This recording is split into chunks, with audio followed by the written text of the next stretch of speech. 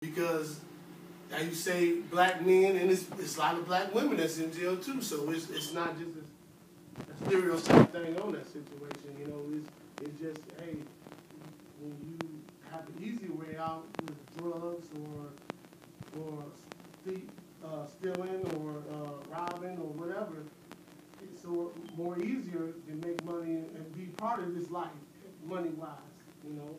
So it's easy for us as black people to get in trouble and do these things, but it's on you to be headstrong and go the right path. Another reason why I think it happens is, for one, not being steered at all, let alone being steered the wrong way. For one, and a close second, maybe a 1B is laziness, because in the end it boils down to you whether you want to get up and whether you want to do anything.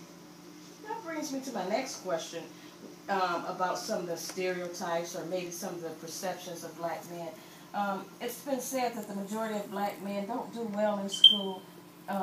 They either drop out or they barely get a high school diploma and are not interested in college or further in their academic career. What are your thoughts on that? I think a lot of it starts when you're young. A lot of kids tell you it's not cool to be the smart one in the class, and then even when you are, you get stones thrown at you because of it. So a lot of people rather look cool. Yeah, look cool than be smart, when in the end the smart ones are going to be the cool ones. Mr. DJ, you have any thoughts on that? I hate to say it, like, I would agree, because I know a lot of black people who didn't finish school, black men in particular, who didn't finish school or tried and just dropped out. Like, I know a few that has degrees. It's a rare thing in your circle. Yes. Going to the streets and drugs. Do you believe that the drugs are the cause of the breakdown of the black community and the black family? It's a catch-22 because it was drugs back in the day with black people, and you took it to a certain extent, where at this younger age it's a little bit more, I don't know why, is it a little bit more stronger and more influence on the young black, because drugs always been in this world. So you can't always just blame it on the drugs. It's the person's how they take it and how they go about themselves and doing these things. So drugs, to me, because I think it's just a cop out with a person that's not strong. To me. And it boils back down to being a man. You're not handling your business when you're letting a drug take over everything else, which I'm sure is more important than a drug. But is it more prevalent with the African American community? No, I think it's just more. It seems more visible. It's more visible. Focused on because we allow it to happen. Have Caucasians that's just as much as in these drugs. To actually get caught with it more. Exactly. And that probably contributes to the amount of in jail. And stuff it's probably more white. It's probably more white people in jail than it is black people. It's just a more percentage of us are in jail. More of our people are in jail, but it's probably way more white people in jail. Because it's not no black guy bringing in drugs. I don't know black guy. Yeah, they say they don't have no planes, huh? They don't have no planes, no boats. You know, they got connects. That's right. Now, you talked about that pressure of being the tough guy and having that society with black, white, or whatever have this perception of African American males as being aggressive, violent, and sometimes I guess as a young black man you feel that you have to kind of feel those shoes in some type of way. As for those of us that really don't grasp or understand some of the things that you have to deal with as far as those, how do black young men interact with their peers, and how is masculinity displayed?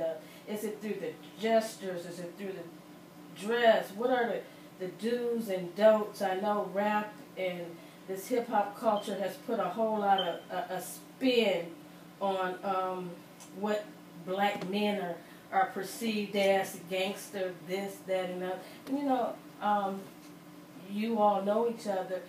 What is there a male thing that you guys do to exert your masculinity when you're with your peers or when you're together or something that depending on who you hang around and who your peers are, you know. Is it pressure to show more, that more gangster more black men, you know, if they had a father in their childhood, you know, they had respect and they know how to carry themselves in their, you know, in their circle or to other peers. But some, you know, half and half, you know, you got some that ain't had a father in their life, so they don't know, all they know is the streets, and that's all they know. If the other side, their parent didn't raise them right or whatever, so, you know, it's like a catch-22 with how you carry yourself with a person. So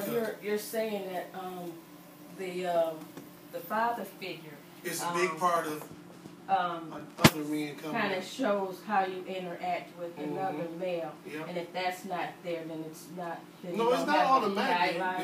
It's not automatically, but it's like 9 times out of 10, if a father figure there, a young man gonna be well respected, and especially if the father figure is a man that's about his business and being a real black man. You know, what a black man's supposed to be. But you still have kids that ain't done it without that black man, you know, and them. Hey, that's just sometimes how it is. Gary, what do you feel? Do you have to exert a power, or is there a certain when you're with your own peers or whatever, as far as exerting masculinity, you think you have to prove something? Well, basically, as far as that, to me, it's not basically showing a gesture or anything. Well, basically, with men out here, you can feel if you can actually tell if they're a strong man or if they're a weak man, basically by, to me, it's basically how they carry themselves, look into their eyes and everything. Because a real man, you know, when he talks to you, he actually stares you in the eye. So he actually gives you the attention that he's talking to you. So basically, it's not the way that you gesture, is how you carry yourself, basically, in life. That's good response. Now, this leads into my next question, and it's this has been told to me. This has really been told to me, that it's regarding single mothers, that she can't raise a man, that she can only raise a good person, that single mothers don't know what it is to be a man, let alone to be a black man. And if these perceptions are true, there's a lot of single women out there. So do we have like flawed black men out there or something? Because what are your feelings or views on that? My view first, because I'm being raised like that. My mom's been like my father, so I'm no punk, I'm no faggot, or excuse my language. I'm a man, you know, and I raised my kids, so she didn't taught me right. So she didn't do what she had to do. I mean, it might have been an extra plus, you know, to have a man in your life. You can show you man things that you should have been told as a man, period, you know. But I learned, you know, on the road, you know, just on the road, you know. And a black woman can raise a man, you know, a boy to be a man. Mr. Christopher, what are your thoughts? I was reared with both my parents. Well, mom did 80%, my dad did whenever he did. And everything I learned is from my mom, from my mother. You know, I mean, my father, of course, he played his crucial parts. You know, I've learned early what it means to be a man and what you have to do. My pops did teach me that. But my mother, she really played the major part in building it up. Because if you can treat a lady right, you can pretty much handle any type of business right. You can't treat. If you can't, I don't know. I just believe it starts early becoming a man. It builds up. You can't wake up one day and say I want to be a man. It takes time. It takes time and sometimes getting it from the complete opposite perception is probably the best way to go, because the women see men's flaw just like we see women's flaw. Whether we work on them or not is our choice. Exactly. 100% right. Mr. DJ? 100% right. Can you repeat the question? Well, we're talking about as far as single mothers. You know, this has been told to me that single mothers can't raise a man, that's not a black man, because they don't know what it is to be a man. They don't know what they go through, and they can raise a good person, but they really can't raise a man. And my thoughts are that if we follow that perception, then we have a lot of flawed males out there. that perception is false, because my mother was a single mother, and she's raising me to be a man. You know, she's teaching me all the qualities that a man should have. And not only that, like, I found other father figures that may not have been my father, but I looked up to my uncles and things like that. So it's not a true statement. Good answer. Good answer. Any thoughts, Eric? Oh, well, yeah, I do have thought, actually. I wasn't actually raised by a single mother, but my mother did have 7 kids, so she did raise 5 of us out of the 7. So I do believe that a mother can raise kids, because out of the 5 that she did raise out of them, they're strong, very strong hearted. She actually raised 2 boys, actually 3 girls, so they actually are strong hearted. So I do believe that a mother can raise a kid, actually. Now, I gotta put in this disclaimer or whatever of not being racist or anything, because you fall in love with who you fall in love with. But statistics say that white women marry 3 times more than black women, and 1 out of 5 black men will marry a white woman.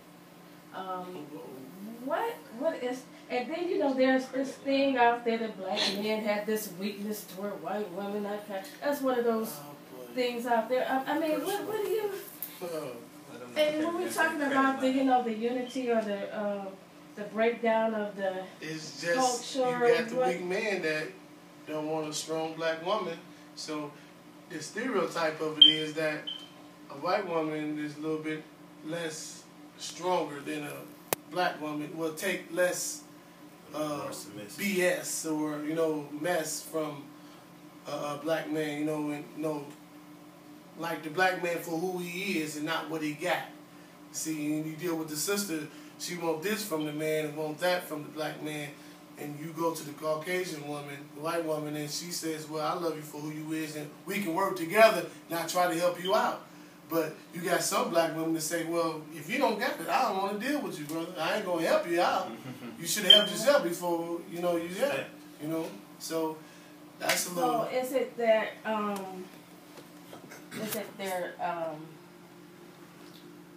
well, black women will feel that, black men feel that, that a black woman is not good enough for them, or that they don't accept them? What is your view? I have a Puerto Rican mother, and I love black women, and I've never even thought about dating outside of a black woman. But it never really bothered me. But the thing is, that forbidden fruit, is it a status? It's not, because it's only it's up here. It's up here. You eliminate yourself. What could you just think? What could possibly happen? Like, you and this white woman could create something to save every race. Exactly. It should never be limited on humans. We are humans in the end. True. Very good. True. Very good. Like I said, it's just according to statistics. 1 in 5 men, they don't marry a black woman, but okay. Moving on. If you had this magic wand, and we talk